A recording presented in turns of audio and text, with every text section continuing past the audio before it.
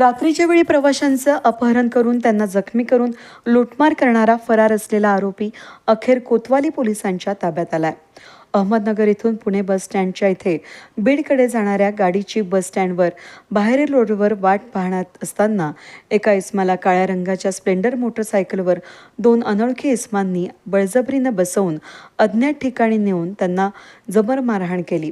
त्यांच्याजवळील mobile, pan card, आधार card, ATM card आणि खिशातील 900 रुपये cash आणि ATMचा पासवर्ड मारहाण करून घेऊन त्यानंतर त्यातील 14,400 रुपये काढून घेतले आहेत आणि पसार झालेत. त्यानंतर त्यांचा शोध घेताना कोतवाली पोलिसांनी त्यांना ताब्यात घेतलं आहे.